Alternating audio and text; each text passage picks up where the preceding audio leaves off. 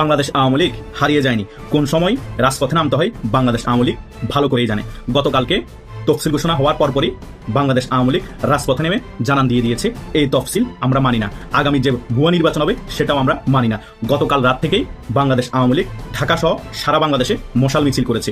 ঢাকা গণভবনের আশেপাশে মশাল মিছিল করেছে এবং গাজীপুরে মশাল মিছিল করেছে। আর বিভিন্ন জায়গায় বাংলাদেশ আওয়ামী লীগের কর্মীরা মশাল মিছিল করেছে এবং এই তফসিলকে বয়কট করেছে। তফসিল ঘোষণার পর নানামুখী সহিংসতার ঘটনা কতটা বাড়তে পারে, আইন শৃঙ্খলা বাহিনী কিভাবে তা দমন করবে, সেটাই বড় উদ্বেগ হয়ে উঠেছে। আবার এমন এক সময় ভোটের ঘোষণা দেওয়া হয়েছে যা পেছানোর সুযোগ খুব একটা নেই। ভোটের তারিখের এক সপ্তাহ পরেই শুরু হবে রমজান মাস। কোনো কারণে তফসিল প্রলম্বিত করতে হলে অন্তত 3 মাস পেছাতে হবে। সেক্ষেত্রে প্রধান উপদেষ্টা এর আগে ঘোষিত জুনের মধ্যে নির্বাচনের ঘোষণাই হয়ে উঠতে পারে। অনেকে মনে করে যে আওয়ামী লীগের নির্বাচনে অংশ নেওয়া উচিত এবং আওয়ামী লীগ নির্বাচনে অংশ নিলে তার অবস্থানটা কিন্তু বিএনপির সমকক্ষ হবে। জামাত তখন পিছায় যাবে, অন্যান্য শক্তি কিন্তু পিছায় যাবে। তাহলে এই অবস্থান 1 বছরও লাগে নাই চলে আসতে। তাহলে যেমন তাদের পতন হয়েছে তেমন তাদের উত্থান হয়েছে। এই কারণে প্রথম থেকেই বলে আসছি যে ডক্টর মোহাম্মদ ইউনূসের পক্ষে একটি শান্তিপূর্ণ নির্বাচন দিয়ে ক্ষমতা ছাড়া সম্ভব হবে না। তাকে আসলে ক্ষমতা থেকে নামাতে হবে এবং সেটা করবে তারই জুলাই সন্ত্রাসের সঙ্গী সাথীরা। আমার এই দাবিকে ভুল প্রমাণের জন্য হলেও ডক্টর ইউনূস সরকারের বিএনপিপন্থী প্রধান নির্বাচন কমিশনার নির্বাচনের তফসিল ঘোষণা করেছেন সন্ধ্যায়। গতকাল সন্ধ্যায় যখন প্রধান নির্বাচন কমিশনার নির্বাচনের তফসিল ঘোষণা করছিলেন, তখনই রয়টার্স প্রকাশ করে বাংলাদেশের রাষ্ট্রপতি শাহাবুদ্দিন আহমেদের একটি সাক্ষাৎকার, যেখানে রাষ্ট্রপতি শাহাবুদ্দিন আহমেদ খোলাখুলি বলেছেন যে তিনি আর এই দায়িত্ব পালন করতে চান না, এত অপমান আর তিনি নিতে পারছেন না। আসসালামু আলাইকুম প্রিয় দর্শক, নতুন একটা নিউজে সবাইকে স্বাগতম। প্রিয় দর্শক, ভিডিওর শুরুতেই অনেকগুলো ভিডিওর অংশ বিশেষ আপনারা ইতিমধ্যে দেখেছেন। দেখেই বুঝতে পারছেন আজকের ভিডিওটি কতটুকু গুরুত্বপূর্ণ এবং আকর্ষণীয় হতে চলেছে। চলুন কথা না বাড়িয়ে একটা লাইক দিয়ে সম্পূর্ণ ভিডিও দেখে আসি। তার আগে বলবো, যারা এখনও চ্যানেলটি সাবস্ক্রাইব করেননি তারা সাবস্ক্রাইব করে দিবেন, আর যারা সাবস্ক্রাইব করেছেন তাদেরকে ধন্যবাদ। প্রথম থেকেই বলে আসছি যে ডক্টর মোহাম্মদ ইউনূসের পক্ষে একটি শান্তিপূর্ণ নির্বাচন দিয়ে ক্ষমতা ছাড়া সম্ভব হবে না। তাকে আসলে ক্ষমতা থেকে নামাতে হবে এবং সেটা করবে তারই জুলাই সন্ত্রাসের সঙ্গী সাথীরা।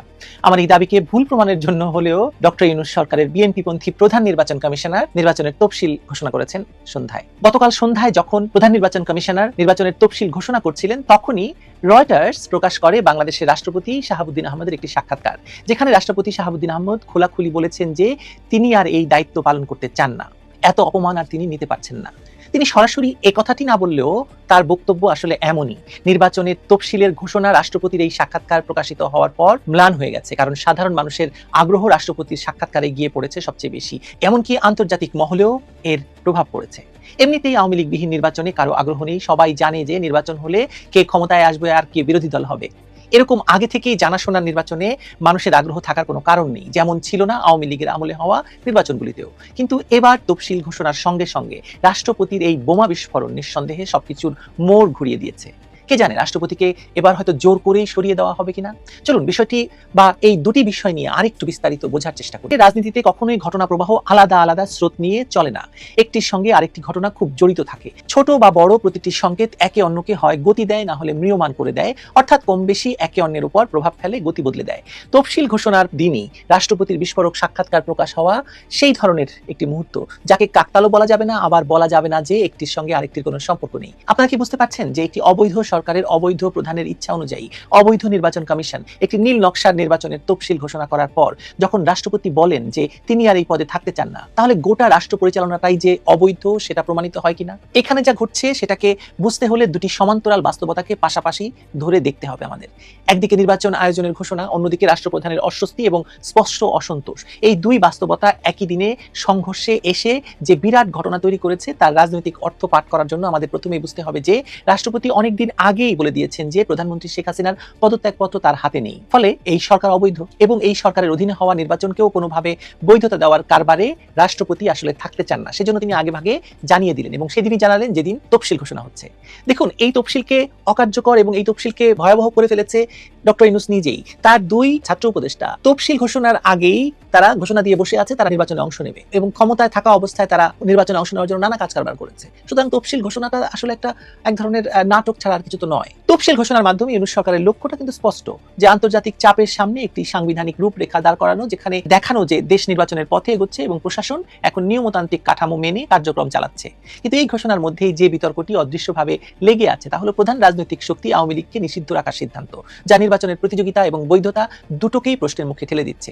আন্তর্জাতিক মিডিয়ায় এই তফসিল ঘোষণার পরে যেসব প্রতিবেদন প্রকাশিত হয়েছে তার প্রায় প্রতিটি প্রতিবেদনে এই বিষয়টি সবচেয়ে বেশি গুরুত্ব পেয়েছে। আওয়ামী লীগকে নির্বাচনের বাইরে রাখা, দেশের সবচেয়ে বড় রাজনৈতিক দলকে নির্বাচনের বাইরে রাখা, শেখ হাসিনার দলকে নির্বাচনের বাইরে রাখা, মুক্তিযুদ্ধের প্রথম প্রধান শক্তিকে নির্বাচনের বাইরে রাখা, দেশের প্রধান গণতান্ত্রিক রাজনৈতিক দলকে নির্বাচনের বাইরে রাখা, এসবই ছিল হচ্ছে শিরোনাম। গণ অভ্যুত্থান পরবর্তী প্রেক্ষাপটে 1.5 বছর ধরে ক্ষমতায় থাকা সরকার এমন এক নির্বাচনী আয়োজনের দিকে এগোচ্ছে যেখানে বৃহত্তম রাজনৈতিক দল অনুপস্থিত, এবং এই অনুপস্থিতি ভোটার আচরণ থেকে রাজনৈতিক গ্রহণযোগ্যতা, আন্তর্জাতিক গ্রহণযোগ্যতা সবকিছুকেই প্রভাবিত করছে।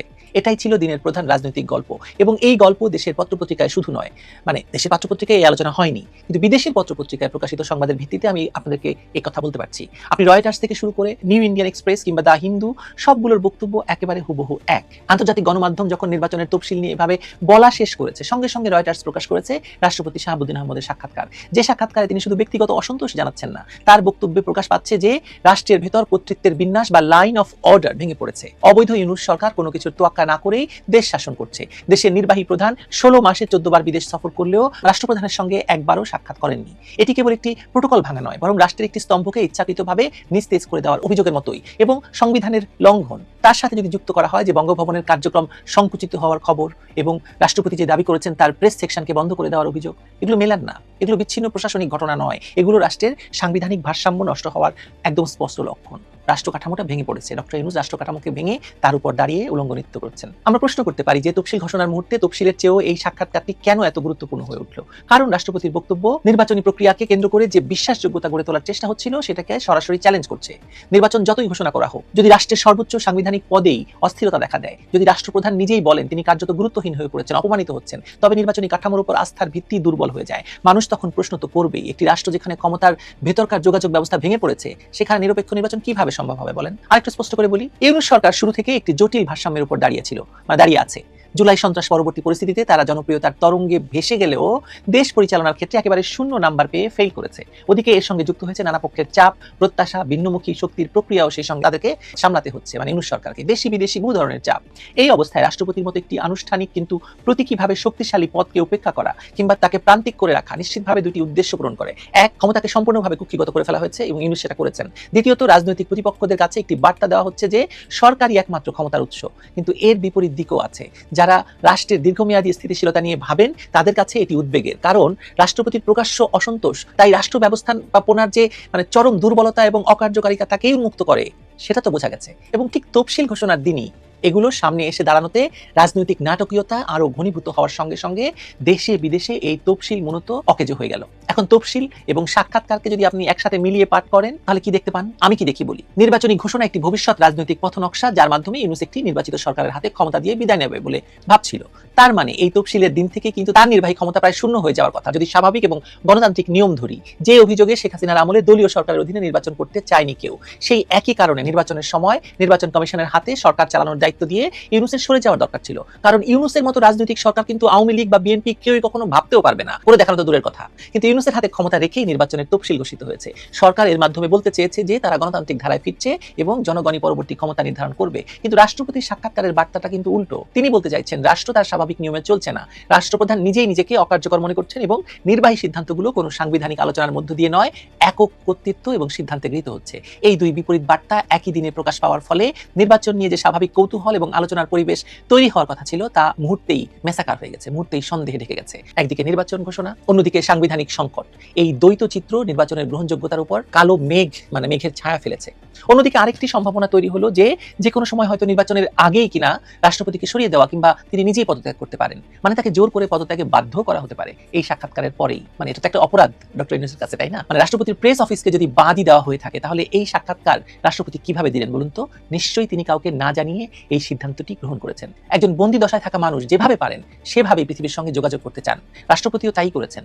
যদি সত্যি তাকে জোর করে সরিয়ে দেওয়া হয় অথবা তিনি নিজেই পদ ছাড়ার সিদ্ধান্ত নেন তাহলে রাষ্ট্র একটি সাংবিধানিক শূন্যতার মুখে পড়বে। এই শূন্যতা স্বয়ংক্রিয়ভাবে নির্বাচন প্রক্রিয়াকেও অনিশ্চিত করে তুলবে, কোনো সন্দেহ নেই। কারণ রাষ্ট্রপতি নির্বাচন ব্যবস্থার একটি আনুষ্ঠানিক গ্যারান্টি। তাকে অকার্যকর দেখালে নির্বাচন কমিশনের স্বাধীনতা, সরকারি সিদ্ধান্তের বৈধতা এবং আন্তর্জাতিক আস্থার উপর বড় আঘাত আসবেই আসবে। সুতরাং রাষ্ট্রপতির পদত্যাগের ইচ্ছা শুধু ব্যক্তিগত ক্ষোভ বা সম্মানহানির ফল নয়, এটি রাষ্ট্রের গাঠনিক স্থিতিশীলতার উপর বিপর্যস্ত আস্থার প্রতিফলন। ব্যাপারটি আরো জটিল আকার ধারণ করে যখন দেখা যায় যে আন্তর্জাতিক সংবাদ মাধ্যম ইতিমধ্যেই নির্বাচনী পরিবেশ নিয়ে সন্দেহ প্রকাশ করছে। তারা প্রশ্ন তুলছে, সবচেয়ে বড় দল নির্বাচন করতে পারবে না, নির্বাহী এবং রাষ্ট্রপ্রধানের মধ্যে যোগাযোগ নেই, গণভোটের আয়োজন একই দিনে যুক্ত করে প্রক্রিয়াটিকে আরো জটিল করা হয়েছে। এই অবস্থায় নির্বাচন কি সত্যি একটি গণতান্ত্রিক অনুশীলন হিসেবে প্রতীয়মান হতে পারে? পারে না। তফসিল ঘোষণা তাই অনিবার্যভাবে রাষ্ট্রপতির সাক্ষাৎকারের প্রেক্ষাপটে ঢুকে গেল এবং এর রাজনৈতিক গুরুত্ব একদম জিরো হয়ে গেল। তফসিল একটি আনুষ্ঠানিক অগ্রগতি, কিন্তু রাষ্ট্রপতির সাক্ষাৎকার সেই অগ্রগতির ভেতরের ফাটলগুলোকে প্রকাশ্যে টেনে এনেছে। এই ফাটল যদি বড় হয় তাহলে নির্বাচনের নির্ধারিত সময় কি থাকবে, নির্বাচন হবে কিনা, বা হলেও কি কতটা বিশ্বাসযোগ্য হবে, এসব প্রশ্ন সামনে আসবেই আসবে, এসে পড়ে গেছে। আগামী সপ্তাহগুলোতে আমরা কেবল এসব প্রশ্ন নিয়েই কথা বলতে থাকবো। দেখবেন আপনিও এসব প্রশ্নের উত্তর নিয়েই কেবল ভাবতে থাকছেন। কথা হবে আবারও। ভালো থাকুন। আমি বলেছিলাম নির্বাচন হবে না, নির্বাচন হওয়ার সম্ভাবনা কম। এখন দেখা যাচ্ছে আমার কথা ঠিক হবে বলেই মনে হচ্ছে। নির্বাচনের তারিখ ঘোষণা হয়েছে, কিন্তু নির্বাচনকে ঘিরে যে সন্দেহ, অবিশ্বাস, সংশয়, এগুলো কি অবসান হয়েছে? অবসান হয়নি দর্শক। একটা প্রতিক্রিয়া দেখেন, হয়তো মনে হবে যে এটা একটা বিচ্ছিন্ন প্রতিক্রিয়া, কিন্তু এটা যে সংগঠিত প্রতিক্রিয়া হবে না তার কোনো গ্যারান্টি নেই। তফসিল বাতিলের দাবিতে শরীয়তপুরে কার্যক্রম নিষিদ্ধ আওয়ামী লীগের মশাল মিছিল করেছে তারা। ঢাকা শরীয়তপুর সড়কের জাজিরা উপজেলার মিরাশা এলাকায় মিছিলটি হয়। 2 শতাধিক মানুষ মিছিল করে, মশাল মিছিল করে। পরে পুলিশ সেখানে হাজির হয়, একজনকে গ্রেপ্তার করেছে। এগুলো হয়তো টোকেন। যাই হোক, ওই অঞ্চল শরীয়তপুর, মাদারীপুর, ফরিদপুর, ওই গোটা বেল্টে কিন্তু আওয়ামী লীগের একটা বিরাট প্রভাব আছে। বাংলাদেশে আরো অনেক জায়গায় প্রভাব ছড়াচ্ছে। একটা কথা মনে রাখবেন, আওয়ামী লীগের যেমন হঠাৎ পরিবর্তন হয়েছে একটা ব্যাপকভাবে, যেটা কেউ কল্পনা করতে পারেনি, আবার এটাও কেউ কল্পনা করতে পারেনি যে আওয়ামী লীগ আবার এত দ্রুত ফিরে আসতে পারবে। কিভাবে ফিরে আসতে পারবে? ফিরে আসতে পারবে এইভাবে যে যতটা মনে হয়েছিল যে আওয়ামী লীগের পতন, বিশেষ করে 6 আগস্টের কথা চিন্তা করেন বা আগস্ট সেপ্টেম্বরের কথা চিন্তা করেন, যে আওয়ামী লীগ বাংলাদেশের ভূমিতে নাই, কিন্তু এখন কিন্তু অনুভব করা যাচ্ছে যে না, আওয়ামী লীগ আছে অত্যন্ত শক্তভাবে। বিভিন্ন জরিপের রিপোর্টে কিন্তু সেই কথাটা কিন্তু চলে আসছে যে অনেকে মনে করে যে আওয়ামী লীগের নির্বাচনে অংশ নেওয়া উচিত, এবং আওয়ামী লীগ নির্বাচনে অংশ নিলে তার অবস্থানটা কিন্তু বিএনপির সমকক্ষ হবে। জামাত তখন পিছায় যাবে, অন্যান্য শক্তি কিন্তু পিছায় যাবে। তাহলে এই অবস্থান 1 বছরও লাগে নাই চলে আসতে। তাহলে যেমন তাদের পতন হয়েছে তেমন তাদের উত্থান হয়েছে। এই কারণে বদিউল আলম মজুমদার বলছেন নির্বাচন নিয়ে সংশয় দূর হয়েছে। তিনি একটা দায়িত্বে আছেন, সাংবিধানিক দায়িত্বে, সেই কারণে তিনি হয়তো বলছেন, কিন্তু আসলে সন্দেহ দূর হয়নি। আপনি এত বড় একটা রাজনৈতিক শক্তিকে কিভাবে বাইরে রাখবেন? এখন শরীয়তপুরের জাজিরায় মিছিল হয়েছে, পরে যে আরো অনেক জায়গায় মিছিল হবে না। নির্বাচন কেবল কিন্তু শুরু হলো, কিন্তু আস্তে আস্তে তারা সংগঠিত হবে। এটাকে আপনি কিভাবে প্রতিরোধ করবেন? পারবেন? শেষ পর্যন্ত শুধু তো আভ্যন্তরীণভাবে বাদ প্রতিবাদ চলছে, এরপরে আন্তর্জাতিক পর্যায়েও কিন্তু শুরু হবে, চাপ তৈরি হবে, এবং তারও কিন্তু কিছু আলামত পাওয়া যাচ্ছে। এই অবস্থায় কি হবে? সেই কারণে আমি বলছি সন্দেহ কিন্তু দূর হয়নি। তারেক রহমানও কিন্তু বলেছেন যে ভোট যতটা সহজ মনে হচ্ছে বাস্তবে কিন্তু ততটা সহজ না। আওয়ামী লীগের কথা মনে করেন, এমন চাপ তারা করতে পেরেছে, ভারতের মতন একটা বিশাল দেশ একেবারে রাজনৈতিকভাবে, অর্থনৈতিকভাবে, সামরিকভাবে তার পাশে ছিল। কিন্তু এই সময় এই সরকারের পাশে কি আছে? কোন শক্তি আছে যে বলবে যে আওয়ামী লীগ বা অন্য কোনো শক্তির দিকে তাকানোর দরকার নেই, তুমি চালাই দাও? আছে কেউ? তেমনটা কিন্তু নাই। ফলে সন্দেহ দূর হয়েছে, একেবারে মানে মাঠটা ফাঁকা, শুধু বিএনপি আর জামাতের দখলে মাঠটা। সেটা কিন্তু এটা মনে করলে বোকার স্বর্গে বাস করা হবে। ভাবতে হবে যে এই শক্তিকে আপনি মানে নির্বাচনের বাইরে রেখে আপনি নির্বাচন করে কতটা শান্তিতে থাকতে পারবেন, আদৌ সম্ভব কিনা, এই বিষয়গুলো গভীর বিশ্লেষণের দাবি রাখে দর্শক। তারেক রহমান যখন লন্ডনে অবস্থান করছেন তখন তিনি লন্ডনে থেকে ভোটার হতে পারবেন কিনা, বাংলাদেশে তিনি নির্বাচনে অংশগ্রহণ করতে পারবেন কিনা, সেই প্রশ্নটা এখন গণমাধ্যমের বড় প্রশ্ন হয়ে উঠছে। এই কারণেই যে লন্ডনে ভোটার হওয়ার মানে প্রবাসী, লন্ডনে যারা প্রবাসী তাদের যে আনুষ্ঠানিকভাবে দূতাবাসের মাধ্যমে ভোটার হওয়ার সময়, সেই সময় চলে গেছে। বাংলাদেশের অভ্যন্তরেও গত 31শে অক্টোবর ভোটার হওয়া কিংবা ভোটারের মানে ট্রান্সফার হওয়া, বিভিন্ন জায়গায় এক জায়গায় ভোটার আরেক জায়গায় যাওয়া, এই ব্যাপারগুলোর তারিখ শেষ হয়ে গেছে গত 31শে অক্টোবর।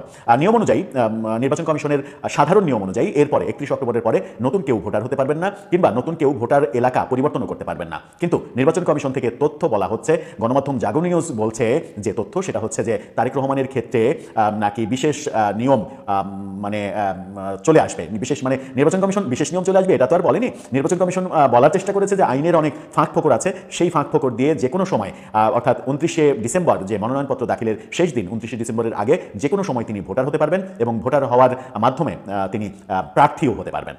কি বলছে জাগো নিউজ 24? তাদের শিরোনামে বলছে তারেক রহমান চাইলে লন্ডনে বসেই ভোটার ও প্রার্থী হতে পারবেন। সেখানে বলা হচ্ছে যে সব জল্পনা কল্পনার অবসান ঘটিয়ে তফসিল ঘোষণা করা হলো। 12 ফেব্রুয়ারি ভোট হবে। তফসিল ঘোষণা করেন প্রধান নির্বাচন কমিশনার। নির্বাচনে জাতীয়তাবাদী দলের ভারপ্রাপ্ত চেয়ারম্যান তারেক রহমান ভোটার বা প্রার্থী হতে পারবেন কিনা তা বহুদিন ধরেই সংশয় রয়েছে।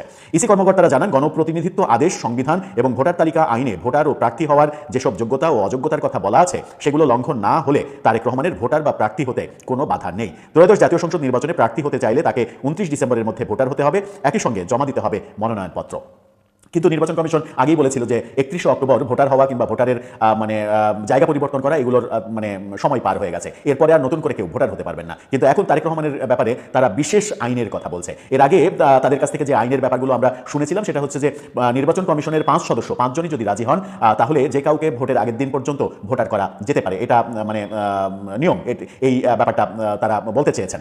তফসিল ভোটের আগের দিন না, তফসিল ঘোষণার আগের দিন পর্যন্ত। এখন বলছেন মনোনয়নপত্র জমা দেওয়ার আগে পর্যন্ত হতে পারবেন। তাহলে কি এটা নির্বাচন কমিশন এটা বলতে চাইছে যে রাজার জন্য এক আইন, প্রজার জন্য এক আইন, এরকম ব্যাপার কি বলতে চাইছে? আমরা এই ব্যাপারটার সঙ্গে পরিচিত হয়েছিলাম সত্যজিৎ রায়ের হীরক রাজার দেশে সিনেমাতে। হীরক রাজার দেশে হীরক রাজ আইন প্রণয়নের ক্ষেত্রে আইনমন্ত্রীকে যখন বলেন তখন আইনমন্ত্রী এবং তার যে ঠাকুর তারা কিন্তু বলেছিলেন যে রাজার জন্য এক আইন, প্রজার জন্য এক আইন, এর জন্য এক আইন, ওর জন্য এক আইন, আইন সবার জন্য সমান নয়। হীরক রাজার দেশের যে আইনি কাঠামো সেই আইনি কাঠামো কি আমাদের দেশেও প্রযোজ্য হবে? আলোচনাটা বোধহয় একটু কঠিন হয়ে যাচ্ছে। আলোচনাটা কঠিন করতে চায় না, কিন্তু নির্বাচন কমিশনের ভূমিকা নিয়ে প্রশ্ন তোলার অবকাশ রয়েছে। নির্বাচন কমিশন যদি বলেন যে কোনো ব্যক্তি মনোনয়নপত্র জমা দেওয়ার আগের দিন পর্যন্ত ভোটার হতে পারবেন কিংবা তিনি ভোটার হয়েই মনোনয়নপত্র জমা দিতে পারবেন, তাহলে তো সেই আইনটা সবার জন্যই প্রযোজ্য হবে। তাহলে নির্বাচন কমিশন এর আগে বলল কেন যে 31শে অক্টোবর ভোটার হওয়ার সময়সীমা শেষ হয়ে গেছে? তাহলে আগের অবস্থানটা ভুল ছিল। যদি এখনকার অবস্থান সঠিক হয় তাহলে আগের অবস্থান অবশ্যই ভুল ছিল। কিন্তু এই যে তারেক রহমানকে দেশে ফিরতে না দেয়া কিংবা তিনি দেশে ফিরতে পারছেন না, লন্ডনে অবস্থান করছেন, এর পেছনে বাংলাদেশ থেকে ষড়যন্ত্রটা করছে কে? কোনো বিশেষ দল কিংবা কোনো বিশেষ গোষ্ঠী, কোনো বিশেষ বাহিনী? কেউ কি এই ধরনের কার্যকলাপে লিপ্ত রয়েছে যে তারেক রহমান যেন কোনোভাবেই ফিরতে না পারেন, যেন বিএনপি ক্ষতিগ্রস্ত হয়, বিএনপি যেন ইলেকশনে তাদের পুরোপুরি শক্তি কাজে লাগাতে না পারে, তাতে করে অন্য দলের যেন লাভ হয়? এরকম পরিকল্পনাতেই কি তারেক রহমানের ব্যাপারে এই ধরনের পরিকল্পনা কিংবা ষড়যন্ত্র তৈরি হচ্ছে? প্রিয় দর্শক, ভিডিওটি দেখে কি জানলেন, বুঝলেন? অবশ্যই আপনাদের মূল্যবান মতামত কমেন্ট বক্সে জানিয়ে দিবেন। পারলে ভিডিওটি শেয়ার করে সবাইকে দেখার সুযোগ করে দিবেন। ধন্যবাদ।